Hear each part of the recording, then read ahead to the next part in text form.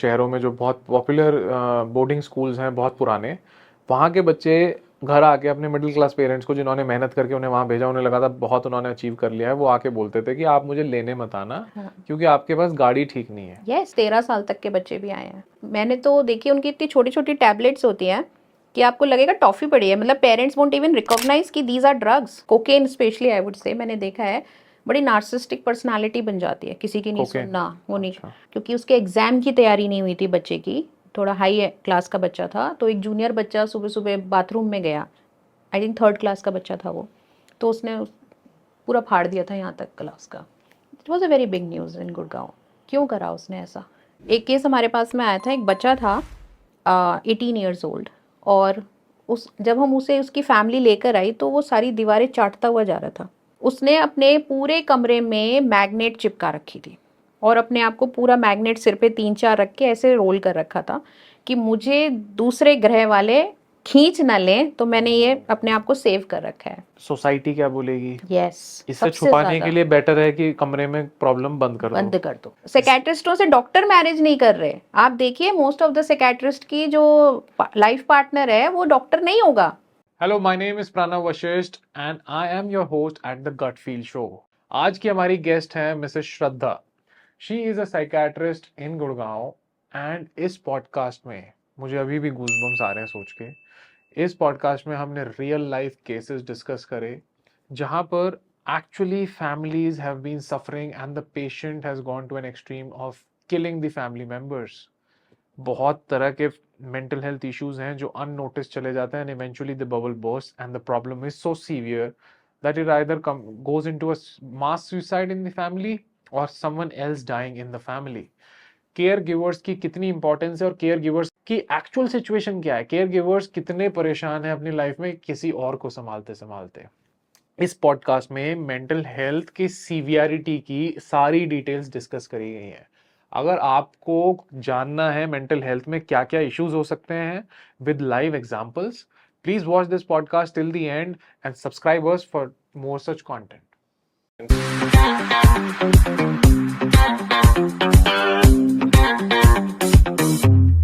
Hello, ma'am. Welcome to the Gut Feel Show. How are you doing? I'm doing good and I hope the same for you. Yes, it is. I am doing good, and I have a very important topic to discuss with you. Let's begin with tell me a little bit about your journey, and also let's get to the mental health scenario. What is your observation about the mental health scenario overall? So currently I am the founder of Athena Behavioral Health. मैंने काफ़ी centres run किए हैं in US. So similarly post covid we thought कि हम India में काफ़ी चीज़ें change करें in regards to mental health issues as well as addiction. इसलिए अथीना का नाम भी हमने अथीना बिहेवियरल हेल्थ रखा है। It's not a mental word, हम इसके साथ एसोसिएट ही नहीं करना चाहते हैं क्योंकि मेंटल हेल्थ में ऑलरेडी इतना टैबू, इतना स्टिग्मा अटैच्ड है कि हम मेंटल वर्ड को ही एक पागल के साथ जोड़ने लग गए हैं। सो टू चेंज दैट हमें अपने थॉट प्रोसेस को चेंज करना पड़ेगा, परसेप्शन बदलना। यस, वो परसेप्शन बदलना होगा। So that's why Athena behavioural health. Ma'am, क्यों है ऐसा कि इस वर्ड को इतना खराब कॉनोटेशन है? ऐसा क्यों हुआ?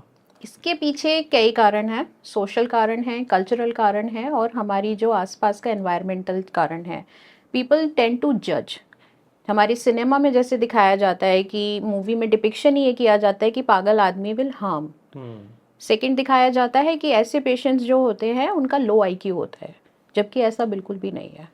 मतलब उनको मंद बुद्धि समझा जाता है, उनको ये समझा जाता है कि ये लाइफ में कुछ नहीं करेंगे। If you see we have patient admitted at our facility, they are IAS, there are doctors, there are politicians who are running the country. This is just a small disorder. जैसे हमारे और problems हैं, हमें kidney की problem हो जाती है, बुखार हो जाता है, इट्स सिमिलर लाइक दैट। और ब्रेन हमारा इतना इंपॉर्टेंट ऑर्गन है और सबसे ज़्यादा नेग्लेक्टेड है। सेकेंड कारण अगर आप देखें तो इंश्योरेंसेज में भी आज तक कभी कवर्ड नहीं था। साइकेट्रिक इलनेस कहीं भी रीज़न आया, इंश्योरेंस उसको डिनाई कर देती थी, तो इवन इंश्योरेंस ने इसको कभी डिजीज़ नहीं माना। तो from all over the perspective mental health was never given an importance. So that's now it is a time India को ये वेल जो हमारे ऊपर है, ये पर्दा हटाना पड़ेगा। और कोविड ने काफ़ी हद तक हेल्प भी करी है कि कोविड ने वो मेंटल हेल्थ का पर्दा हटा दिया है। अब सबके सामने ओपनली आ गया है कि mental health is very important. And I am very thankful to the current government. आपने देखा होगा लोकसभा में जो फिनेंस मिनिस्टर है हमारी ऑनरेबल निर्मला सीतारमन जी, उन्होंने मेंटल हेल्थ पे बात करी है। So yes, everybody even Modi is ji was attend talking in the influencer conclave कि मेंटल हेल्थ पे कंटेंट और बनना चाहिए, और बनना इवन चाहिए लोकल लैंग्वेजेस में बनना चाहिए। जी। सेंटर्स नहीं है ऐसे, जेल जैसे सेंटर्स लगते हैं, तो हर पब्लिक को ये लगता है कि हमें एक जेल में डाला जा रहा है, तो वो पागल ही हैं जो जेल में जा रहे हैं।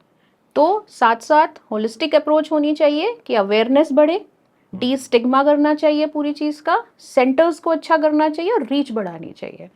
ये 4 चीज़ें जिस दिन इंडिया में हो गई तो मेंटल हेल्थ एक बहुत ही नॉर्मल थिंग होगी बात करने के लिए कि यार हमें ये इशू है। Ma'am, there was a study, I don't remember the paper in which it was, but there is also this word around that this was all intentionally done by the industries to make people weak and not fix it because it gives more business to industries like fashion. A lot of buying happens, a lot of people get into habits of basically आप escape ढूंढने लगते हो। Escapism is a business to lot of other industries. So इसको fix क्यों करें? Because escapism is a lot of business. या I would take it in other way round कि mental health और सब्सटेंस अब्यूज ये आपस में बाई डायरेक्शनल है। बहुत से लोग, जैसे सब्सटेंस अब्यूज का हम देखें, ड्रग इंडस्ट्री बहुत ज़्यादा फैल रही है, अल्कोहल आप देखिए, गवर्नमेंट का भी रेवेन्यू इससे आता है। सो बहुत से लोग जिनको कोई लाइफ स्ट्रेसर आ गए हैं, या बहुत जिनको लाइफ में कोई भी इवेंट ऐसा हो गया है जिससे वो बाहर निकलना चाह रहे हैं, तो वो मेंटल हेल्थ उस प्रॉब्लम को ठीक करने के लिए अल्कोहल का सहारा लेते हैं। Yes, that's like a self medication for them. They are not aware कि ये चीज उनको और मेंटल हेल्थ इश्यूज कर रही है। बट ये उनको ठीक लगता है क्योंकि ये वो देख रहे हैं और लोग भी कर रहे हैं। कूल है। यस, कूल है, और थोड़ी देर के लिए भूल रहे हैं थोड़ी देर के लिए एक वो नंबनेस आ जाती है। yes. जब आप अपनी प्रॉब्लम भूल जाते हो, सो के सुबह उठते हो तो फिर आ जाती हो। Yes, and same for substance abuse. जो सिंपल सब्सटेंस अब्यूज कर रहे हैं उनको खुद ही मेंटल हेल्थ इश्यूज हो रहे हैं। इसलिए मैं direct by directional word use किया यहाँ पे। Correct correct ma'am.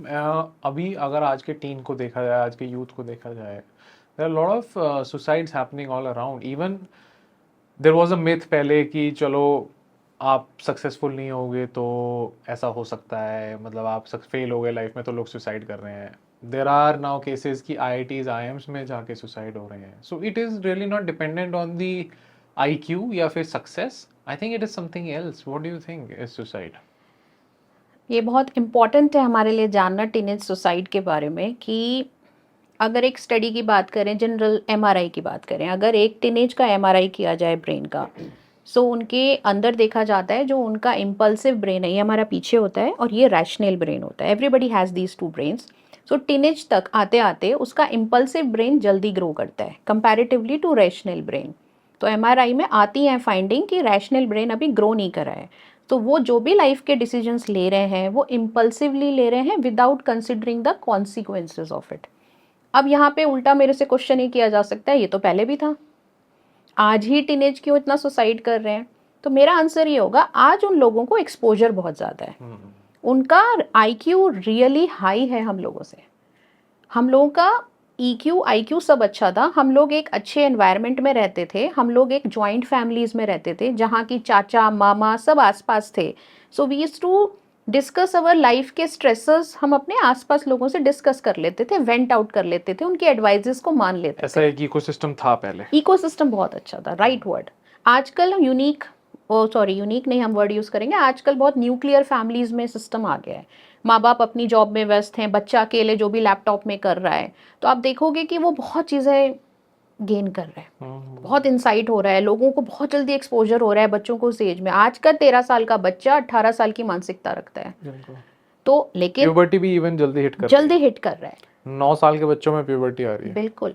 तो आप उनमें देखिए, जब वो इतना, माइंड उसका तो डेवलप नहीं हो रहा ना, माइंड तो अपने हिसाब से डेवलप होगा, लेकिन थॉट उसका बहुत हाई हो गया है। तो वो थॉट की वजह से बॉडी में हार्मोनल चेंजेस आ रहे हैं, हार्मोनल इम्बैलेंसेस हो रहे हैं। इसीलिए बच्चा जब पीयर प्रेशर सुन रहा है, जब वो फैमिली का प्रेशर देख रहा है, जो माँ बाप की रोज की क्वेरल देख रहा है, डिसफंक्शनल्स हो रहे हैं, सेपरेशंस हो रहे हैं, डाइवोर्सेस हो रहे हैं, ये सब वो नहीं झेल पा रहा, तो उसको लगता है कि I should commit suicide because not to end their life, to end their suffering. हाँ, और यहाँ पे हमें क्या करना चाहिए प्रणव, हमें यहाँ पे सबसे पहले उनके वार्निंग साइंस को आइडेंटिफाई करना चाहिए। सुसाइड के वार्निंग साइंस होते हैं। सबसे पहला बच्चा ज़रूर डिक्लेयर करेगा, मेरे बाद आपको पता चलेगा।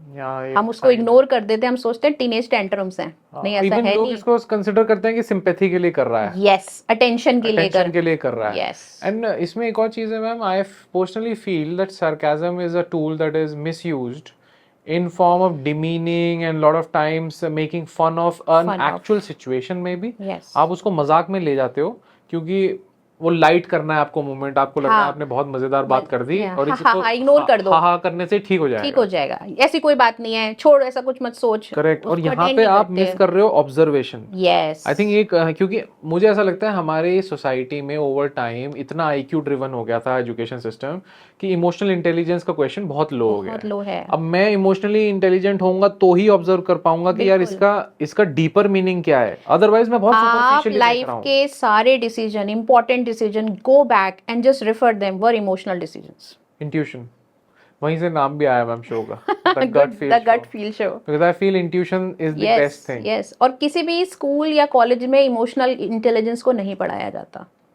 ये पढ़ाने की ज़रूरत है। एक पूरी होलिस्टिक अप्रोच देने की ज़रूरत है। स्कूल को ज़रूरत है एजुकेशन करने की, इमोशनल इंटेलिजेंस पे पेरेंट्स को ज़रूरत है कि अपनी चीज़ों को ओपन कम्युनिकेशन के थ्रू सॉल्व करें। बच्चे से एक बड़े की तरह बात करके उसको एक ट्रस्ट फैक्टर बनाए कि you can come back to us as a friend. Yes, mental awareness बढ़ाएं, हेल्प सीकिंग बिहेवियर रखें कि हेल्प मांगना ऐसी सिचुएशंस में गलत नहीं है, उसको एनकरेज करें। Ma'am I think school education system में इवन पेरेंट्स का भी, हमारा सबका गोल सेटिंग ही गलत है। यस, हम लोगों का गोल ये है कि बढ़िया जॉब लग जाए, बस बस हम उसकी तैयारी कर रहे हैं। 17-18 साल हम ये तैयारी करते हैं, फिर जब मुंह के बल गिरते हैं तो कोई उठाने वाला नहीं मिलता है, क्योंकि हमने पूरा 17-18 साल अपने जो हमारा peak of emotional development, even hormonal changes हो ही रहे हैं। Teenage is all about hormonal changes. Physically तो अभी हम वहीं पे है ना, उसी जर्नी पे हैं, लेकिन हमारा मेंटल आगे बढ़ गया है। आपको कोई कॉलेज में, स्कूल में उनको ट्यून करना नहीं सिखा रहा है। यस, वो भी मैं देख रही हूँ कॉलेजेस और स्कूल्स में कि स्कूल काउंसलर्स भी are not fully equipped with the knowledge. वो खाना पूर्ति चल रही है। But something is better than having nothing. At least I am glad कि थोड़ा मूवमेंट हो रहा है। Yes, but I think this requires a bigger force, क्योंकि ये जो टीनेज सुसाइड हो रहा है, this requires observation from the parents. Yes. घर में सबसे पहले ऑब्जर्व होगा, फिर I think schools should also start observing. School में देखिए कितनी बुलिंग हो रही है बच्चों बहुत की, ज्यादा, बहुत ज्यादा जज किया जा रहा है बच्चों को। मैम आप एक बात बताओ, सब बच्चे तो नहीं मॉडल जैसे दिखेंगे, सब बिल्कुल। बच्चे तो फिट नहीं हो जाएंगे एकदम कि 6 पैक एब्स हैं। परसेप्शन ही गलत हो चुका है फिजिकल बॉडी का। एब्सोल्युटली, आपके और हमारे टाइम में कभी लुक्स को लेके पीयर प्रेशर नहीं था। अभी है। अभी है। हमारे पढ़ाई का तो था यार, तेरे नंबर फर्स्ट मेरा नंबर सेकंड, लेकिन लुक्स को लेके नहीं था। तू इतना लंबा, मैं इतना लंबा, तू अमीर, तू गरीब, तेरे घर में ये गाड़ी, तेरा घर इतना बीएचके का। ये आज है बच्चे को, मैं अपनी बच्ची में देख रही हूँ, वो ये चीजें मेरे पास लेकर आती है। मैंने सुना है मैम, हमारे टाइम में कुछ बच्चे जो बड़े बड़े हॉस्टल्स में पढ़ने गए थे, मैं नाम नहीं लूंगा, मतलब अलग अलग शहरों में जो बहुत पॉपुलर बोर्डिंग स्कूल्स हैं बहुत पुराने, वहाँ के बच्चे घर आके अपने मिडिल क्लास पेरेंट्स को, जिन्होंने मेहनत करके उन्हें वहाँ भेजा, उन्हें लगा था बहुत उन्होंने अचीव कर लिया है, वो आके बोलते थे कि आप मुझे लेने मत आना क्योंकि आपके पास गाड़ी ठीक नहीं है। Yes, I was shocked listening to this कि एक बच्चा 2 साल बाद आके अपने पेरेंट्स को बोल रहा है कि मैं खुद आ जाऊंगा, आप मुझे लेने मत आना या ड्राइवर भेज देना। क्योंकि उन्हें शर्म आ रही है, वो they are in so much of peer pressure. In fact अब ये देखो, वो इतना प्रेशर क्रिएट कर देते हैं कि हम तुम्हें अपने ग्रुप में तब रखेंगे जब तुम वेपिंग करोगे। वेपिंग एक नया यस, ट्रेंड बन गया। तुम ड्रग को ये करोगे, और एक तो इजी अवेलेबिलिटी हो जाती है, बहुत इजी। इनको इंस्टाग्राम से हमने इतने बच्चे ट्रीट किए हैं, अगर हमने पता किया, 2 कारण हमें मिले। इंस्टाग्राम से ये लोग ट्रैक किए जाते हैं, बच्चे अननोन बन के ये लोगों को ट्रैक करते हैं, बच्चों से पेडलिंग तक करा रहे हैं। I have known people in the biggest of the schools, छोटे बच्चों को जिन्हें कोई पैसे की रिक्वायरमेंट नहीं है, लेकिन पीयर प्रेशर के अंदर उनसे पेडलिंग तक करा देते हैं। बच्चों को बोला जाता है तू वेपिंग कर वरना तू कूल नहीं है। तो ऑल दिस, इनकी पार्टी, रेव पार्टीज, ये सब अभी से शुरू हो गए हैं। फार्म हाउसेस पे जा रहे हैं, फेयरवेल पार्टीज फार्म हाउसेस पे हो रही है। तो बच्चा गलत मीन से कोप कर रहा है, वो उसको इतना एक्सपोजर मिल रहा है, वो सब गलत है। मैम ड्रग्स का कितना एक्सपोजर है, क्योंकि आपने बहुत क्लोजली देखा होगा व्हाट इज हैपनिंग, मतलब कोकेन वगैरह, हेरोइन बहुत ज्यादा है। कौन सी एज ग्रुप के बच्चे आपको मिले करते हुए? मेरे पास 13 साल तक के बच्चे भी आए हैं। क्या कर रहे थे वो? ड्रग्स अच्छी वाली, मतलब कोकेन है, हेरोइन सब कर रहे थे। और आप यकीन नहीं मानोगे, मैंने तो देखी, उनकी इतनी छोटी छोटी टैबलेट्स होती हैं, कि आपको लगेगा टॉफी पड़ी है, मतलब पेरेंट्स वोंट इवन रिकॉग्नाइज कि दीज आर ड्रग्स। बाप रे, टैबलेट्स टाइप है। हाँ, टैबलेट्स भी नहीं, बड़ी डिजाइनर स्वीटनर्स टाइप लगती हैं, स्टार शेप्ड, मून शेप्ड। आपको पता भी नहीं चलेगा बच्चे ने घर में ड्रग्स रखी हुई है। और इसलिए ये बच्चों सब को देखो, क्लोजली ऑब्जर्व करो। और स्टडी सेज कि 3 घंटे आपको डेली अपने बच्चे के साथ बिताने चाहिए अगर बच्चे को सही ट्रैक पे ले जाना है। 3 घंटे? 3 घंटे कम से कम। वो ओपन कम्युनिकेशन रखिए अपने बच्चे के साथ में, उसके बारे में जानिए, उसको डराइए मत कि वो कोई चीज़ लेकर आए तो आप उसे एकदम से बोलो ये तूने क्यों कर दिया। Let them come to you, let them vent their things to you. वो बताए अपना पीयर प्रेशर, तब चीज़ें ट्रैक पे आएंगी। इसलिए जब बहुत सारी फैमिलीज़ में बहुत लोग होते थे, जॉइंट फैमिलीज़ में, तो उसका बड़ा अच्छा असर रहता था। माँ बाप से तो देखिए डरते ही हैं बच्चे, लेकिन उनका एक मामा होता था, उनका एक बड़ा कज़िन होता था जो उनकी चीज़ें शेयर करके उनको राइट पाथ पे ले जाता था। बिल्कुल। वो अब नहीं है, वो गाइडेंस नहीं है अब। आई थिंक क्योंकि एक तो बहुत शॉर्ट साइटेड हो गई है लाइफ, बहुत फास्ट पेस्ड हो गई है। फास्ट पेस हो गया। आई सीन इतने डाइवोर्सेस हो रहे हैं, बच्चे की मेंटल हेल्थ पूरी खराब हो उसका चुकी मैम है। मुझे थोड़ा सा बताइए, डाइवोर्सेस का पॉइंट आपने पिक किया, ये पेरेंटल सेपरेशन और डिवोर्स का बच्चे की मेंटल हेल्थ पे तो बहुत अफेक्ट पड़ता ही है। उसके क्या कॉन्सिक्वेंसेस हैं, क्या होगा, मतलब क्या ये बच्चा अब किस डायरेक्शन में जा रहा है? देखो, डाइवोर्स भी मैं इंडिया में बोलूँगी 2 तरीके के होते हैं। एक बड़ी हाई एंड फैमिलीज जो ग्रुप हैं, जैसे सेलिब्रिटीज़ हैं, आप उनका ऑब्जर्व करना, और एक मिडिल क्लास का ऑब्जर्व करना, दोनों में बहुत डिफरेंस है। मिडिल क्लास का डाइवोर्स हमेशा डर्टी डाइवोर्स होता है, मतलब तू मैं पे तू मैं होती है। वो बच्चे को बरगलाते हैं, एक दूसरे की तरफ खींचने की कोशिश करते हैं। बच्चे को फादर मदर की बुराई करेगा, खींचातानी शुरू हो जाती मदर है। फादर की बुराई करेगा, तो बच्चे के दिमाग में उस रिलेशनशिप की वैल्यू खत्म होनी शुरू हो जाती है। बच्चा को कभी भी ड्रैग मत करो, बल्कि बच्चे को ये एहसास कराओ कि डाइवोर्स जो हो रहा है वो हस्बैंड वाइफ में हो रहा है, पेरेंट्स में नहीं हो रहा। हम तेरी माँ यही रहेगी, तेरा फादर यही रहेगा। तो उससे इसको भरोसा आएगा। देखिए, 2 good people can be in a bad marriage. तो डाइवोर्स लेना गलत नहीं है। आई वोंट से कि बच्चे की खातिर आप इतना सेक्रीफाइस कर दो कि भाई आपके बीच में नहीं बन रही तो आप अपनी लाइफ नहीं खराब कर सकते, लेकिन बच्चे को किस तरीके से लेके जाना है। If you see high class, जो मैंने सेलिब्रिटीज एडवाइस दी, जैसे ऋतिक रोशन और सुजैन को पेरेंटिंग कर रहे हैं ना अपने बच्चे की, कितने अच्छे से कर रहे हैं वो। अब एक दूसरे के सामने they are behaving in a very good way. Malaika Arora, आपका अरबाज खान, देखिए they are doing a good co parenting. तो को पेरेंटिंग समझना ज़रूरी है। बच्चे के दिमाग में गंद मत भरो ना। और ये चीज़ें जो मैं आपको बोलूँ कि आई थिंक एटलीस्ट फ्रस्ट्रेशन बढ़ जाती है। Middle class family is more frustrated क्योंकि एक तो economically it is lot of frustration. एक तो को डिपेंडेंसी होती है, ज़्यादातर मिडिल क्लास में को डिपेंडेंसी है। आपका घर चल रहा है या तो दोनों की सैलरी पे या एक की पे। दोनों की पे चल रहा है, एक जाएगा तो एक को अब लगेगा यार मेरे पैसे कम पड़ रहे हैं।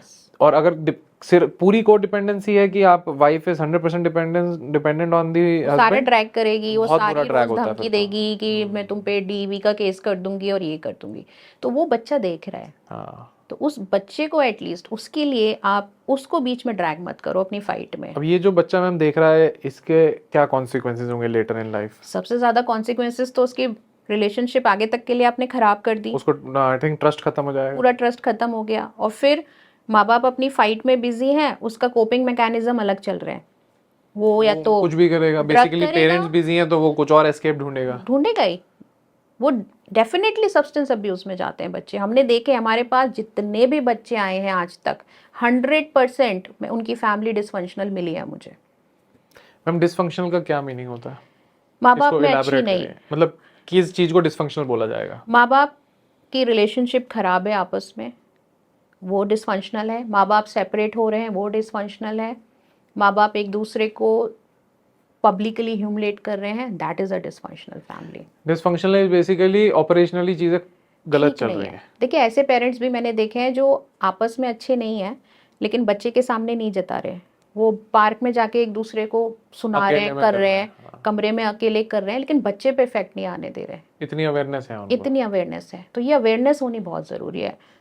अदरवाइज आप क्या कर रहे हो, आप अपनी तो जिंदगी चलो खराब कर ही रहे हो, आप वो नेक्स्ट जनरेशन की भी खराब कर रहे हो। और वो बहुत ज़्यादा खराब हो रही है। मैंने आपको बताया कि उसका तो इमोशनल क्वेश्चन वैसे ही लो है, उसको तो इमोशनल इंटेलिजेंस ही नहीं, उसे पता ही नहीं मैं कैसे डील करूँ इस सिचुएशन से, क्योंकि आप तो हो नहीं उसके लिए प्रेजेंट। आप तो अपनी डर्टी उसमें चल रहे हो, डाइवोर्स में। आप सेल्फिश हो गए हो, बच्चा भी सेल्फिश हो जाएगा। बिल्कुल। You will see the whole personality disorder उस बच्चे के अंदर आ क्योंकि जाएगा। बच्चा देख रहा है कि पेरेंट्स को तो मेरी फिक्र ही नहीं मेरी है। फिक्र ही नहीं है। फिर वो आगे जाके देखता है कि कोर्ट में धज्जियां उड़ रही हैं, फिर बच्चा किसी एक के पास आ जाता है, वो उसको अपनी वो चाहिए, क्या बोलते हैं उसको आप लोग, कस्टडी। कस्टडी बैटल्स चाहिए। फिर वो कोई नई मम्मी या नया पापा उसकी लाइफ में आ जाता है, तो he is not getting time to recuperate out of it. तो वो आपने हॉरिबल। पूरी जनरेशन खराब कर दी। मैम अब ये जो सिचुएशन हो रही है, मान लो जो बच्चा सेपरेशन देख रहा है वो, या फिर कोई भी किसी चीज़ में जा रहा है, कोई प्रॉब्लम हो रही है, तो what is the right time for identification और someone to help that person identify and get admitted if needed? कैसे पता चलता है सब? देखिए, अगर आप ये चीज़, मैक्सिमम लोग इसका आंसर यही देंगे कि सीवियरिटी बहुत ज़्यादा बढ़ जाए, कि भाई आपको दिखने लगे बंदा वायलेंट हो रहा है घर में, या सुसाइडल थॉट्स आ रहे हैं, और इनकी फ्रीक्वेंसी बढ़ जाए। हाँ, तो उसको एडमिट करना चाहिए। मैं उससे भी आगे एक चीज़ बोलना चाहूँगी कि अगर आपको ये लग रहा है कि आप इरिटेबल हो रहे हो, माइल्ड इरिटेबल हो रहे हो, आपकी डे टू डे लाइफ थोड़ी सी अफेक्ट होनी शुरू हो गई है, या घर में एज अ फीमेल मेरे को अब छोटी छोटी बातों पर चिड़चिड़ाहट हो रही है, I should seek a professional help. चाहे मैं शॉर्ट एडमिशन ही लूँ, लेकिन मैं एडमिट हूँ। That is what is needed. हम लोग सोचते हैं जब बहुत बड़ा सीवियरिटी हो जाएगी तभी जाके एडमिट हो भाई आप एक आई थिंक वो मेंटल भी हेल्थ नहीं स्पेशल। सोचते हैं, people are completely negligent of this yes, idea. Yes. तो इतना भी नहीं सोचा जाता कि सीवियर हो हम जाए। देखते हैं केसेस प्रणव कि जब तक घर में टीवी नहीं तोड़ दिया उसने, एक का गला नहीं पकड़ लिया या अपने आप को नहीं काट लिया, तब तक वो आते ही नहीं है हेल्प सीख करने के लिए। तो उसके कॉन्ट्ररी मैं आपको बोलना चाहती हूँ कि थोड़ी सी भी इरिटेबिलिटी है, एक दिन 2 दिन के लिए एडमिट हो जाओ, एटलीस्ट आपकी डायग्नोसिस तो बन जाएगी कि भाई आपको प्रॉब्लम क्या है। आपको तो लग रहा है कि आपको एंजाइटी हो रही है, क्या पता कुछ और चीज़ हो जो आपके साथ हो रही है और आपको नहीं पता उसके बारे में। सेल्फ डायग्नोस क्यों करना? There is a called an approach, formulation approach. उससे डायग्नोसिस बनता है जिसमें कि 4 चीज़ें देखी जाती हैं। प्रेसिपिटेटिंग फैक्टर, किस वजह से हो रहा है। प्री डिस्पोजिंग फैक्टर, यानी कोई जेनेटिक कंपोनेंट तो नहीं है कि आपका फादर को सिक्सोफ्रीनिया है या फैमिली चेन में किसी को एडिक्शन है उस वजह से हो रहा है। फिर आपका आता है परपिचुएटिंग फैक्टर, कि मेंटेन करने के लिए क्या लाइफ में चल रही है, कि आपकी बीमारी को ये सपोर्ट कर रही है, जैसे कि डिसफंक्शनल फैमिली की हमने बात करी। और फिर रिस्क फैक्टर और सपोर्टिंग फैक्टर, ये चारों को मिला के तब आपकी पर्सनालिटी का असेसमेंट होता है कि भाई आपको प्रॉब्लम हो क्यों रही है और अब हम इसे कैसे ठीक कर सकते हैं। एटलीस्ट वही कराने चले जाओ अगर आपको थोड़ी सी भी प्रॉब्लम फील हो रही है। What is bad in that? Ma'am genetic factor कैसे आइडेंटिफाई होता है? क्योंकि बहुत सारे लोग बोलते हैं कि यार मैं तो अपने पापा जैसा हूँ, मैं तो अपनी मम्मी जैसा हूँ, इसलिए ऐसा हूँ। लेकिन आप कैसे आइडेंटिफाई करोगे ये चीज़? क्या डीएनए रीड किया जाता नहीं है? नहीं, डीएनए की बात नहीं है, ये साइन एंड सिम्टम्स से पता चल जाता है। जैसे हमारे पास पेशेंट एडमिट होते हैं सब्सटेंस अब्यूज़ के, cocaine specially I would say, मैंने देखा है बड़ी नार्सिसिस्टिक पर्सनालिटी बन जाती है, किसी की नहीं कोकेन? सुनना वो नहीं। अच्छा। तो जब हम इज हिस्ट्री दिस एन को, आउटकम ऑफ टेकिंग कोकेन और या one of the outcome, narcissistic people take cocaine? Both ways, both ways. तो आप देखोगे कि जब हम एक्सप्लोर करते हैं उनकी हिस्ट्री, तो उनका फादर भी उतने नार्सिसिस्टिक रहे हैं। अपने आप में एक दबंगई उन्हें अच्छी महसूस हो रही होती है, सब पे अपना हुक्म चलाना एंड बी वेरी स्ट्रॉन्ग, अपने आप को दिखाना। तो वो हिस्ट्री टेकिंग में समझ में आता है क्योंकि हम पूरी फैमिली से मिलते हैं। तो वो बताते हैं आप ये तो पापा ऐसे करते हैं, पापा ने तो कभी ट्रीटमेंट लिया नहीं, वो जेनेटिकली बच्चे में आ गया, पापा को तो एक्सपोजर था नहीं ड्रग्स का, बच्चे को तो बड़ी इजीली एक्सपोजर है। तो नार्सिसिज्म भी ट्रैवल करता है जीन्स में? Yes, every mental health disorder travel, even addiction travel. अगर मेरी फैमिली में मेरे फादर तो डीएनए एडिक्टेड हैज थे, a recording of it and then it goes yes forward. Yes, prone हो जाते हैं, ससेप्टेबल हो जाते हैं। अच्छा, और जितना एक्सपोजर होगा उतने ट्रिगर्स बढ़ते चले यस, जाएंगे। पहले एक्सपोजर्स कम थे 20-50 साल पहले, चीज़ें एक्सेसिबल नहीं आज थी, एक्सपोजर प्लस ट्रिगर बहुत ज्यादा है। बहुत ज़्यादा है। लाइफ के स्ट्रेसेस देखिए आप, सुसाइड रेट अर्बन में अगर कंपेयर करेंगे, it's just I would say twice in rural population comparatively to that, क्योंकि यहाँ स्ट्रेसेस ज़्यादा हैं। और मैम सुसाइड जिसकी फैमिली में हो रहा है, आप तो उन लोगों से भी मिले होंगे।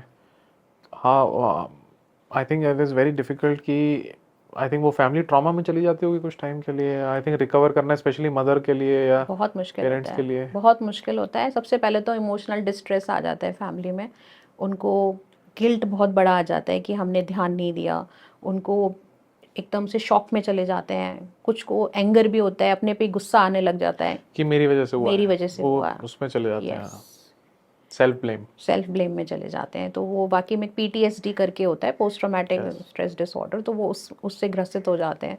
उससे बाहर आने के लिए काफ़ी टाइम लगता है, तो they should seek help of therapy in those cases.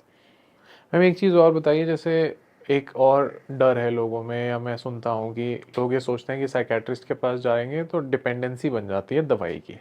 अब मुझे आप एक तरीका बताइए कि कैसे कैसे ये पूरा आपका सिस्टम काम करता है, क्योंकि आई नो लोगों में अवेयरनेस नहीं है, बट हमें ये बताना चाहिए कि पूरा एक चेन ऑफ इवेंट्स होता है। आई थिंक दवाई is a immediate sort of, अगर इमरजेंसी है उसका रेक्टिफिकेशन, देन आप एक को डिपेंडेंसी मैकेनिज्म भी बनाते हो, धीरे धीरे डिपेंडेंसी वेव ऑफ करके। आई थिंक उसमें साइकोलॉजिस्ट का भी बहुत इंपॉर्टेंट रोल है। या क्या होता है कि साइकोलॉजी में अगर आपने सुना हो सीबीटी थेरेपी होती है, कॉग्निटिव बिहेवियरल थेरेपी, तो उसमें नेगेटिव थॉट्स जो हमारे दिमाग में आ रहे हैं उनको रिप्लेस किया जाता है पॉजिटिव थॉट से। तो ये आपके एक थॉट पैटर्न को चेंज करने का तरीका है। अगर आप नेगेटिव ही सोचते रहेंगे तो दवाइयों पे आपकी डिपेंडेंसी बनी चली जाएगी। So you have to take therapies along with the medication that you are on, but as you rightly said, first and acute management is always medicine. क्योंकि हो क्यों रही है साइकेट्रिक डिजीजेस, क्यों हो रही हैं? Because there is a neurotransmitter imbalance happening. Dopamine, serotonin, ये जो हमारे न्यूरोट्रांसमीटर्स हैं ये गड़बड़ा गए हैं। इस वजह से ये साइकेट्रिक प्रॉब्लम्स होती हैं। कभी इनके एनवायरमेंटल फैक्टर्स होते हैं, जो लाइफ के स्ट्रेसर्स आ गए, कोई लव्ड वंस को हमने खो दिया, जेनेटिक फैक्टर्स आ गए जिसकी वजह से हमारा डोपामिन, सेरोटोनिन और भी न्यूरोट्रांसमीटर्स टाइप होते हैं वो सब गड़बड़ा जाते हैं, उससे हो जाता है। अब आजकल की मूवीज़ आप देखिए, ये जो मूवी हिट हुई है animal, everybody is liking it, why? Violence पसंद आ रहा है, डोपामिन हाई हो रहा है। और फिर क्या होता है, इसकी भी अपनी एक टॉलरेंस लेवल होता है। आज लोगों को एनिमल का वो जो बंदूक लेके, वो जो लेके बैठा है, वो बड़ा उसको हिट करा, इतने डोपामिन उसको आदत हो गई है। अब इससे नीचे का डोपामिन उनको मजा नहीं आएगा। अब नॉर्मल बंदूक से अगर कोई ऐसे एक गोली मारता है, मजा ही नहीं आएगा, वो कहेंगे एनिमल में बेटर था। Yes. So this is wrong happening to the minds of the youth. और सब पागल हो रहे हैं, सबको मजा आ रहा है। They should be band, I would से। हॉरिबल, ये जो वायलेंस मूवीज प्रमोट हो रही हैं। इवन पहले क्या होता था, पहले डोपामिन रीच करने के लिए उन्हें ड्रग्स लेना पड़ेगा, उन्हें कुछ रिस्की सिचुएशंस में जाना पड़ेगा, जानबूझ के ड्राइव ज्यादा करेंगे क्योंकि brain has reach that high point. अब वो हाई पॉइंट पे ही खुश होगा। पहले मुझे याद है, मैं बचपन में देखता था मालगुड़ी डेज, इतनी कमाल की सीरीज थी। ऐसी सीरीज बनाने की बजाय, इनको और प्रमोट करने की बजाय, आप आजकल सिर्फ वायलेंस, कार्टून्स भी ऐसी आ रही हैं कि उसमें गोलियां चल रही हैं या फिर किसी को मारा पीटा जा रहा है। कार्टून में मार पीट रहे हैं। वीडियो गेम्स में देखिए, वीडियो गेम नेक्स्ट लेवल जा चुके हैं। देखिए आप मैं कॉलेज में सुन रहा हूँ, हर दूसरे कमरे में बोल रहे हैं यार हेडशॉट लिया क्या, हेडशॉट लिया क्या। मतलब हेडशॉट इज लाइक जैसे आप सब्जी काट रहे हो, मतलब इट इज सो नॉर्मल कि आप सब्जी काट रहे हैं टाइप हेडशॉट ले रहे हैं। इट इज, आप एक्चुअल में किस दिन हेडशॉट लेके देखो, आपका बेहोश हो जाओगे भाई। मतलब इतना नॉर्मलाइज किया जा रहा है वायलेंस को कि ओवरऑल अगर कभी बाई चांस बंदूकें लीगल हो गई, जैसे यूएस में है, तो यहाँ सुसाइड तो छोड़ो, गोली मारेंगे लोग एक दूसरे को। मर्डर, बहुत ज्यादा मर्डर मिलेंगे आपको। अगर किसी दिन किसी पॉलिटिशियन ने लीगल कर दी, उस दिन ये जो पबजी बन रहा है that will become a real life threat. अभी तो घर में नहीं है बंदूक, आप सिर्फ कंप्यूटर पे मार रहे हो। तो आई थिंक ये ओवरऑल एक बिहेवियर पैटर्न बहुत खराब डायरेक्शन में जा रहा है। आपने वो केस देखा गुड़गांव में जहाँ एक बच्चे ने एक बच्चे का गला रेत दिया था? नहीं। अच्छा, 3 से 4 साल पहले था। स्कूल है गुड़गांव का, उसमें क्योंकि उसके एग्जाम की तैयारी नहीं हुई थी बच्चे की, थोड़ा हाई क्लास का बच्चा था, तो एक जूनियर बच्चा सुबह सुबह बाथरूम में गया, आई थिंक 3rd क्लास का बच्चा था वो, तो उसने पूरा फाड़ दिया था यहाँ तक क्लास का। It was a very big news इन गुड़गांव। क्यों करा उसने ऐसा? क्योंकि उसके घर में उसने सब देखा कि there is so much violence happening, there was a background to that whole story. तो वो चीज़ें जब वो घर में देख रहे हैं बच्चे कि it is so easy to get access to these weapons, और ये इनसे हम, मेरे घर वाले सॉल्यूशंस निकाल देते हैं, तो I can find a solution through that. तो उसने सोचा कि मैं ऐसा काम कर देता हूँ, स्कूल अभी चलेगा नहीं, मेरा एग्जाम डिले हो जाएगा, तो I would be having time to prep. So just see the mind of the kids. Observation होनी जरूरी है। यस, बच्चा वही करता है जो वो देख रहा होता है। आई थिंक ऑब्जर्वेशन इसलिए मिसिंग है क्योंकि हम डिस्ट्रैक्टेड इतने ज़्यादा हैं। यस मैम, मुझे साइकोसिस के बारे में कुछ केसेस अगर आपके पास आए हो तो वो भी बताइए प्लीज़। हाँ, साइकोसिस में जैसे आप देखें कि साइकोसिस होता क्या है कि आपकी ब्रेन का पूरा फंक्शन मैक्सिमम लेवल पे, ब्रेन स्ट्रक्चरिंग ख़राब हो चुकी है। तो उसमें आप देखेंगे पेशेंट को वायलेंट बहुत ज़्यादा ट्रेट्स आ जाते हैं, एग्रेशन हो जाते हैं, वो घर में मार रहा होता है, खुद को मार रहा होता है, चीख रहा होता है, तो दैट इज़ कॉल्ड साइकोसिस। और जब ये पेशेंट के साथ, हमने ऐसे केसेस अपने यहाँ पे भी देखे हैं कि शेयर्ड साइकोसिस जैसी चीज़ फैमिली मेम्बर्स में भी हो जाती है। अगर आपने केस सुना हो बुरारी कांड, तो उसमें एक ही बंदे को प्रॉब्लम थी विद द साइकोसिस, कि वो वहाँ पे उसको लग रहा था कि उसके फादर उसको आके जवाब दे रहे हैं, उससे बातें कर रहे हैं, वो घर की जो प्रॉब्लम है उनको रिजॉल्व कर सकता है थ्रू हिज फादर, वॉइसेस जो उसे सुनाई देती थी। तो उसने वो विश्वास अपने सारे फैमिली मेम्बर्स में क्रिएट कर दिया था, और 11 के 11 फैमिली मेम्बर्स ने एक साथ सुसाइड किया था कि हमारे पापा की आत्मा आके हमें बचा लेगी और हमारे घर की सारी प्रॉब्लम रिजॉल्व हो जाएंगी। सो ऐसी भी चीज़ें हम लोगों मास सुसाइड हुआ था वो। That was a very big case of shared साइकोसिस।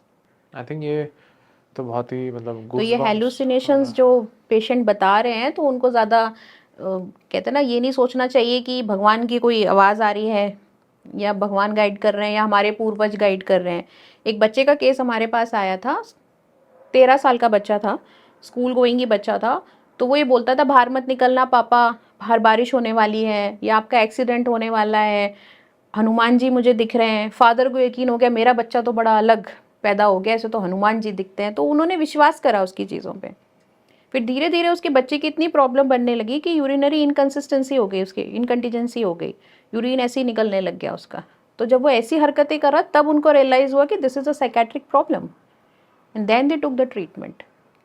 सो इन चीज़ों से इम्प्रेस नहीं होना है, इन चीज़ों को ऑब्जर्व करना है और प्रोफेशनल हेल्प लेनी है कि ऐसा क्यों हो रहा है।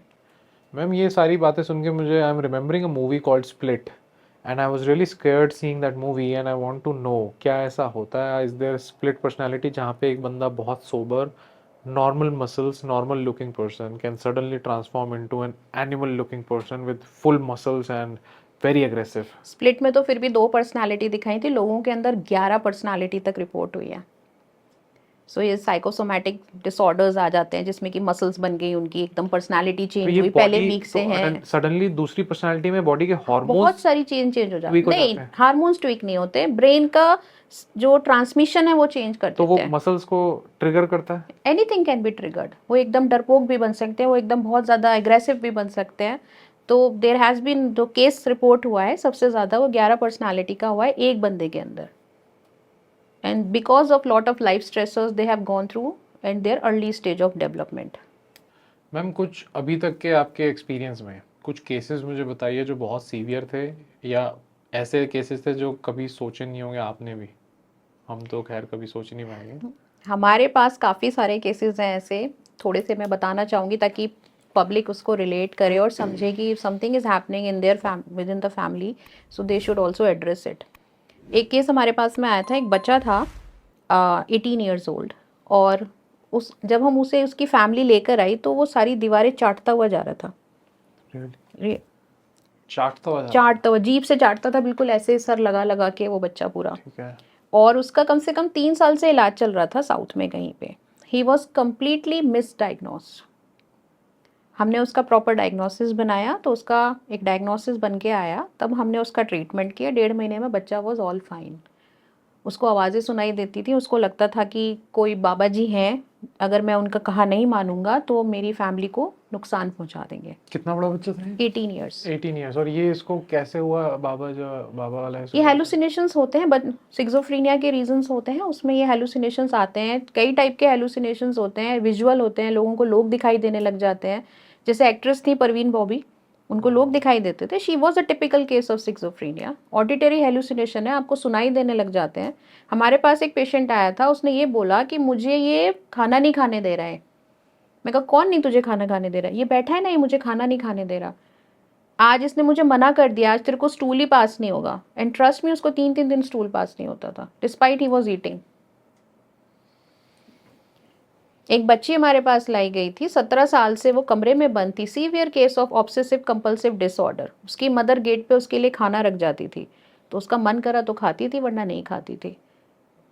तो जब उसकी मदर ने हमको रीच आउट किया, हम बड़ी मेहनत से उस पेशेंट को लेकर आए। उसको सफाई का ये लगता था कि अगर मैं सांस भी लूँगी तो कंटेमिनेशन हो जाएगा मुझे।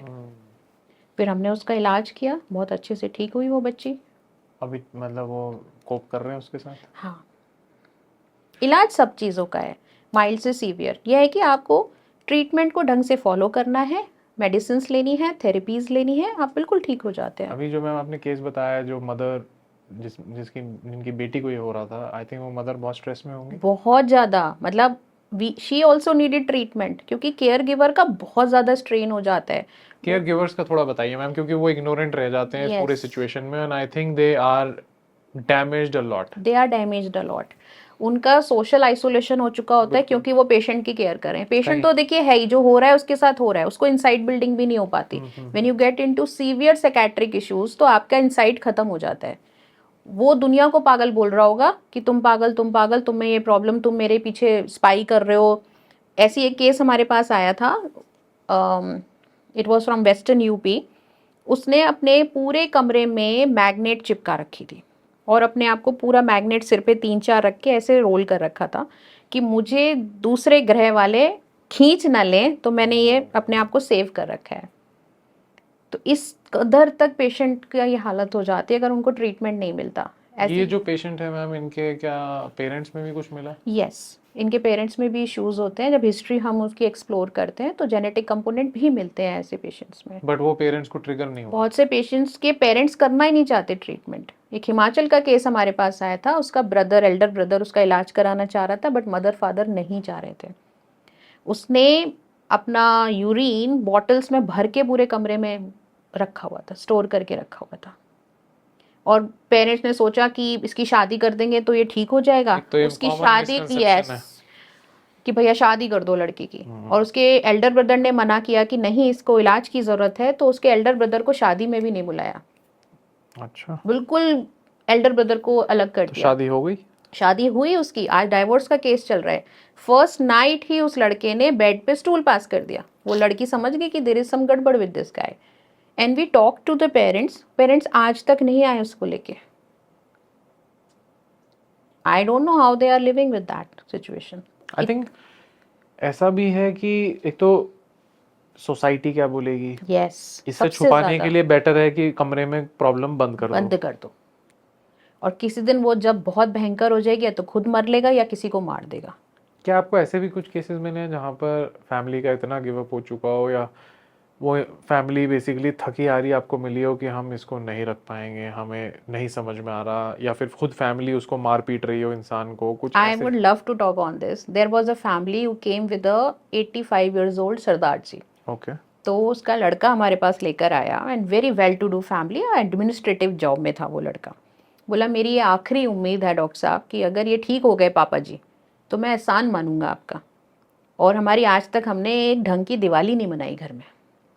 तो उनके फादर का हमारे यहाँ इलाज चला, एंड बहुत अच्छे से उनका ट्रीटमेंट हुआ। वो जो घर वापस गए तो दिवाली उन्होंने बहुत अच्छे से मनाई, and they came and thanked sir, and he was crying. बोला था मैंने तो मतलब ही छोड़ दिया था अपने फादर से। मतलब सालों हो गए थे उन्हें बात करते हुए, मतलब बात ना करते हुए, कि मैं पापा से गले लगाऊं और हमारे घर में दिवाली मनी है।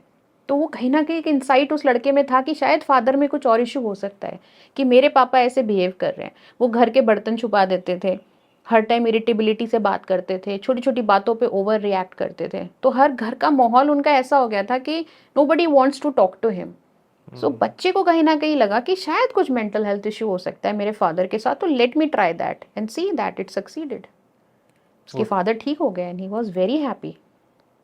तो फैमिलीज का ये अवेयरनेस होना, फैमिलीज को ये स्टेप लेना बहुत इम्पोर्टेंट बहुत इंपॉर्टेंट है। बहुत सी फैमिलीज जैसे ये सोचती हैं कि अगर हम ट्रीटमेंट में लेके जाएंगे तो रिवेंजफुल हो जाएगा। और हुआ भी है एक केस ऐसा, एक ने किसी नशा मुक्ति केंद्र में अपने बच्चे को एडमिट किया, और जो बच्चा लौटा, गाजियाबाद का केस है, उसने पूरी फैमिली मार दी। क्यों मारी उसने वो फैमिली, अगर हम पूछें तो? क्योंकि ऐसे सेंटर्स हैं, नशा मुक्ति के अंदर अगर आप जाएंगे, इलीगल सेंटर्स चल रहे हैं जहाँ पे रात में ऑटो के पीटा पीछे जाता लिखा है। रहता है। जी हाँ, रात में मारा जाता है, उनके साथ गलत हरकतें की जाती हैं, तो वो रिवेंजफुल होते हैं। हमारे यहाँ तो 95% ऐसे सेंटर्स हैं सब बहुत तरफ, सारे सेंटर्स हैं, और ये चल रहे हैं, चल रहे हैं। कोई बंद नहीं कर रहा है इनको? नहीं करते भी हैं बंद, ये दोबारा खोल लेते हैं। और बहुत से क्यों सेंटर्स तो खोलते हैं प्रीवियस इसका? एडिक्ट ही खोल लेते हैं। Why are they opening it? ये क्या वजह है, मतलब उनको क्या मजा आ रहा है? उनको अपना बिजनेस मिल रहा है, पैसे मिल रहे हैं। पैसे मिल रहे हैं, एडमिशन्स कराते हैं ना लोग।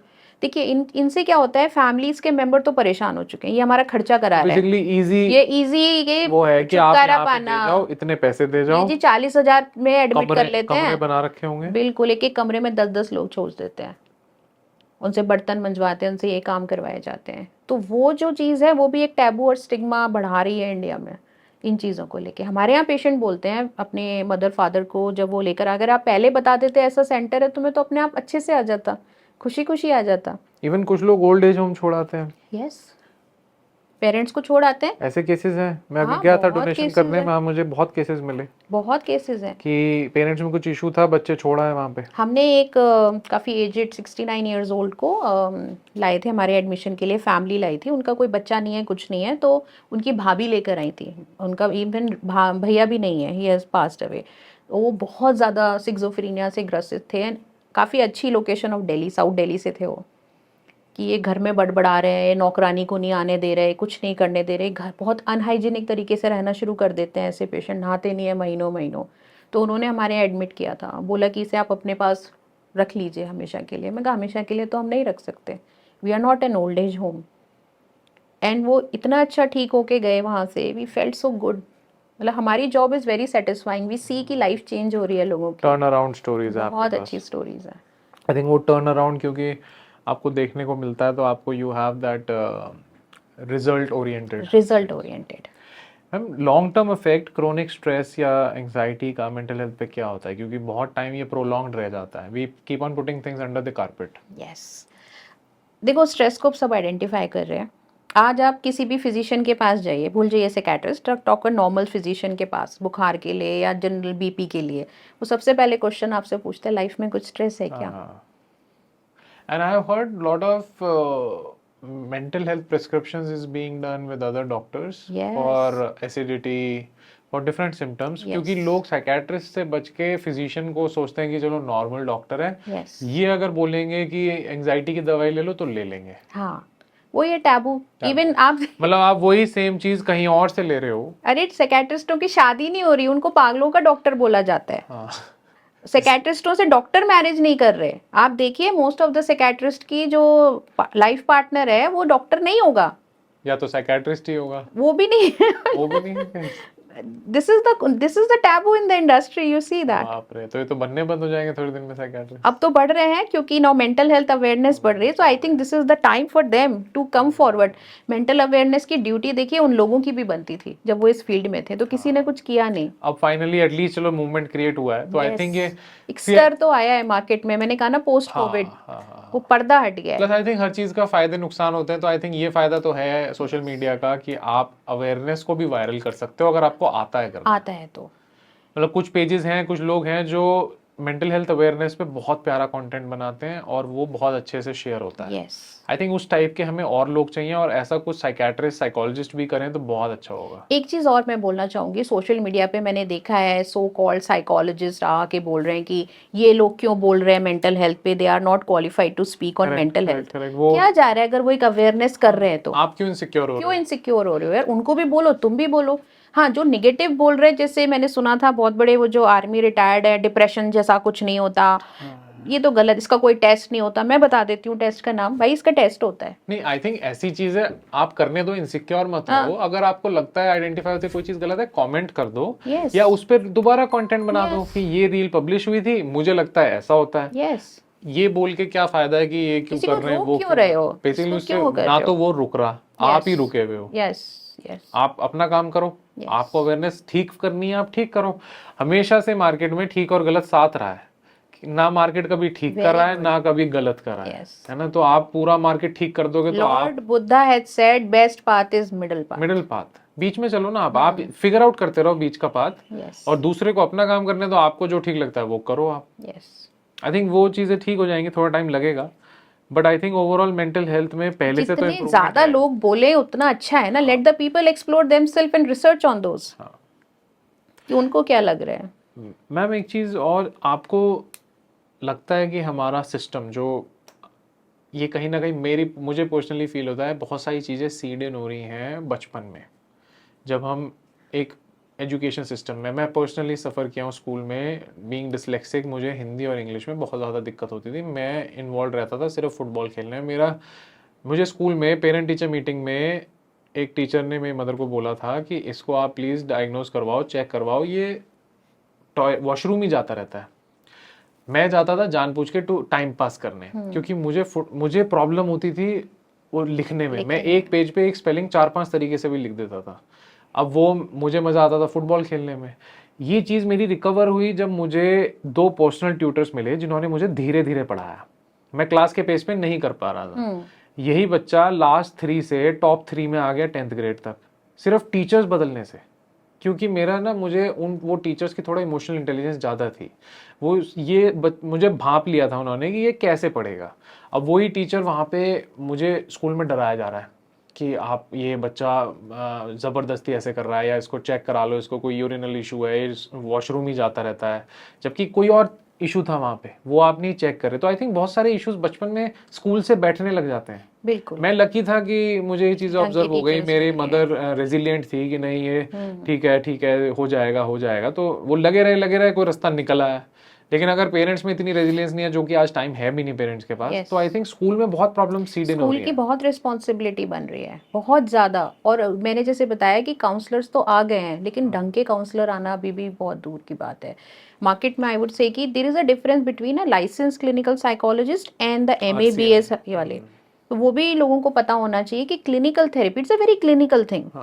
ये काउंसलिंग एक अलग चीज होती है, दैट इज ऑल्सो रिक्वायर्ड, लेकिन एक क्लिनिकली एड्रेस करना, उसको CBT देना, उसको DBT देना, उसको ERP जैसी थेरेपीज देने के लिए, उसका साइकोमेट्रिक असेसमेंट करने के लिए आपके पास एक नॉलेज स्किल सेट होना चाहिए। For that you have to be a higher degree, PhD हो, MPhil हो, वो करे हुए हो, RCI से प्रॉपर लाइसेंस्ड हो, तो ही आप अच्छे से एक केस को उठा सकते हैं। लेकिन आजकल सभी साइकोलॉजिस्ट बन के घूम रहे हैं। मैम एक तो स्कूल में मुझे लगता है टीचर टू स्टूडेंट रेशो भी बहुत ख़राब है। एक टीचर, आप टीचर की गलती निकालो सिर्फ वो भी नहीं ठीक है। एक टीचर को 15 आपने क्लास दे रखी हैं, 150 बच्चे दे रखे हैं, वो किस पे ध्यान देगा? आई थिंक वहाँ पे कुछ चीज़ें मिस आउट होती हैं। और ओवरऑल मुझे एक चीज़ और आपसे पूछनी है, क्योंकि आप इस डोमेन में आप काम कर रहे हो कई साल से। आई थिंक अगर सब लोग अपने मेंटल हेल्थ को पे काम करने के लिए आगे बढ़े हैं, तो आई थिंक इतने साइकेट्रिस्ट, इतने साइकोलॉजिस्ट भी नहीं है नेशन में जो उनको हेल्प कर सकते हैं। I think there are very few उतने कैटर ही नहीं कर पा रहे हैं। लेकिन जैसे हमने डिस्कस किया कि सेल्फ अवेयरनेस हो गई, ये सब चीज़ें हो गई, थोड़ी सी ओपन कम्युनिकेशन कि भाई मैं हूँ, वो एश्योरेंस, तो काफ़ी चीज़ें बहुत ही कहते हैं ना निप इन द बड, वो वहीं आप रोक सकते हैं उनको। हर चीज़ के लिए इतना बड़ा इवेंट क्रिएट कर हो जाए, वो इकट्ठी हो जाए कोई चीज़, वो ब्लास्ट करे किसी दिन, उससे अच्छा तो ये है ना कि उसको पहले से ही आप इतना संजो के रखें, उस पेड़ का ध्यान रखें कि वो कैसे पौधा कैसे बढ़ रहा है, शुरू से नर्चर कर। बिल्कुल, nurturing is the right word. Ma'am एक और चीज़ हो रही है फिलहाल, I want to know from you if I am right और रॉन्ग। US और यूरोप में वेटिंग लिस्ट चल रही है साइकोलॉजिस्ट साइकेट्रिस्ट की। सो इंडियन साइकोलॉजिस्ट काफ़ी फॉरेन क्लाइंट्स भी देख रहे हैं। Is that the situation? Can that work? क्योंकि आई थिंक कल्चरल डिफरेंसेस बहुत ज़्यादा है। कैन दैट वर्क और is it difficult to work like that? As पर टेलीमेडिसिन लॉ अगर मैं बात करूँ तो they can not. Yes, they can not. But yes, अगर आप एक काउंसलिंग कर रहे हो और वो आपको रीच आउट कर रहे हैं, आपने काउंसिल किया है उनको, तो yes they can do. Yes, cultural differences तो बहुत इंपॉर्टेंट पार्ट है। फॉर एग्जाम्पल आप देखिए, हमारे यहाँ कोई 18 साल, 19 साल, इवन 39-40 ईयर्स तक भी माँ बाप की छत्र छाया में रहते हैं। तो मेरे इश्यूज अलग हो सकते हैं। वही चीज़ अगर बाहर का बोल रहे हैं कि मेरा 19 years old kid is not listening to me and I have send him out, it's very okay for them. तो कल्चरल डिफरेंसेस हैं, वो सेम फैक्टर्स जो इंडियन कल्चर के हैं वो वहाँ वर्क ही नहीं कर रहे हैं उनके लिए। तो मुझे लगता है कि ज़बरदस्ती जस्टिफाई किया जा रहा है कि हम आपकी काउंसलिंग कर पा रहे हैं। You should be aware about the factors that is working, environmental factors ये वर्ड होता है जो उन पे अप्लाई होते हैं। You should be first aware about those and then you can do the counselling. Ma'am एक और चीज़ बताइए कि सेल्फ हार्म एक बहुत मतलब कॉमन तो नहीं बोलूँगा, बट काफ़ी ज़्यादा टीनेज में हो रहा है। अब सेल्फ हार्म के क्या वो हैं, मतलब क्यों कर रहे हैं लोग? इज़ दैट अ डिसऑर्डर और is that attention seeking behaviour? What is that? कुछ तो पर्सनालिटी डिसऑर्डर होता है, वो लोग करते हैं, लेकिन वो सिर्फ दिखाने के लिए होता है। पर्सनालिटी डिसऑर्डर में अपना जो लोग सेल्फ हार्म की कोशिश करते हैं just to gain the attention. लेकिन कहीं ऐसा होता है जो पेशेंट डिप्रेस्ड होते हैं, बहुत ज़्यादा डिप्रेस भी, यानी कि क्लिनिकल डिप्रेशन नाम का एक टर्म होता है कि अगर आप लगातार 2 हफ्ते या उससे ज़्यादा परसिस्टेंट लो मूड में हैं, यानी कि आपका एक बार भी हाई नहीं हुआ या खुश नहीं हुए आप, तो वो एक क्लिनिकल डिप्रेशन का केस बनता है। तो वो लोग ज़्यादातर सेल्फ हार्म करने की कोशिश करते हैं, अपनी चीज़ों को, कहते हैं ना, उनके लिए वो कोपिंग मैकेनिज्म है कि अपनी चीज़ों को वेंट आउट करने का। तो वहाँ पे इमीडिएटली हेल्प ज़रूर सीख करनी चाहिए। Professional help, immediate admission. अगर आप देखें कि ये सेल्फ हार्म कर रहा है तो उसको इग्नोर ना करें। 24/7 उनको ऑब्जर्वेशन की ज़रूरत है, प्रॉपर काउंसलिंग की ज़रूरत है, प्रॉपर मेडिकेशन की ज़रूरत है। आई थिंक ये बहुत इंपॉर्टेंट चीज़ें हैं जो आई थिंक प्राइमरीली ऑब्जर्वेशन से ही पकड़ी जा सकती है। बिल्कुल, observation, awareness, right education, these are very important awareness elements. भी मैम तभी, टूल्स आप तभी यूज़ कर सकते हो जब आप पहले कोई चीज़ को ऑब्जर्व करोगे। Observe क्योंकि करें। मैं कोई चीज़ घर में तभी ठीक करूँगा किसी मैकेनिकल टूल से जब मुझे पता हो कि ये गलत चल रहा है। तो I think primary is people should learn, at least family members should learn that emotional intelligence. I don't no कैसे होगा क्योंकि ये सिस्टम से हटा दिया गया है, स्क्रैप ऑफ हुआ है यस, इमोशनल इंटेलिजेंस। बचपन में मुझे याद है मॉरल एजुकेशन का एक टॉपिक मॉरल तो होता साइंस था, हमारा एक वो होता था, हटा दिया गया। मैं बीच में कॉलेज में था तब आया कि मॉरल साइंस एजुकेशन सिस्टम से हटा दिया गया है। एक छोटी सी चीज़ जो वैसे इतनी काम की नहीं थी उसको बढ़ाना चाहिए था, उसको हटा ही दिया है। तो आई थिंक इंटेंशनली या नॉन इंटेंशनली ये स्क्रैप ऑफ हुआ है। आई थिंक कहीं ना कहीं वापस आना चाहिए और इसको इक्वल इंपॉर्टेंस देना चाहिए जॉब सीकिंग जितना। यस, आई थिंक बिल्कुल। आपका जॉब यूजलेस है अगर आप उस जॉब तक जा ही नहीं पा रहे हो। यस, हमने कॉर्पोरेट सेक्टर में देखा है। I have been working in one of the biggest company, तो वहाँ मैंने देखा था कि एक मेरे साथ के कलीग थे, उनकी टेबल को वो जैसे रख के गए हैं सामान को, उनको वैसे ही अगले दिन चाहिए। अगर सफाई या हाउसकीपिंग वाले ने थोड़ा सामान इधर से उधर कर दिया तो उनका एंगर आउटबर्स्ट होता था और हमको लगता था इतनी छोटी सी बात पे why is reacting so much. इसको लोग हंसी मजाक में निकाल देते हैं। यस, लेकिन वो एड्रेस करने वाली बात थी, वो ऑब्जर्व करने वाली बात थी जो आपने बोला। तो वो ऑब्जर्वेशन होनी बहुत जरूरी है। ऑब्जर्वेशन, फिर उसके बाद I think acknowledgement. Acknowledgement is the key. क्योंकि ऑब्जर्वेशन के बाद भी एक्नॉलेजमेंट नहीं हुआ तो भी यूजलेस है सब। कुछ लोग ऑब्जर्व करते रहते हैं, बोलते रहते हैं, लेकिन सामने वाला एक्नॉलेज करने को नहीं रेडी है, फिर ये ऑब्जर्व करना बंद कर देते हैं। I tell you an example.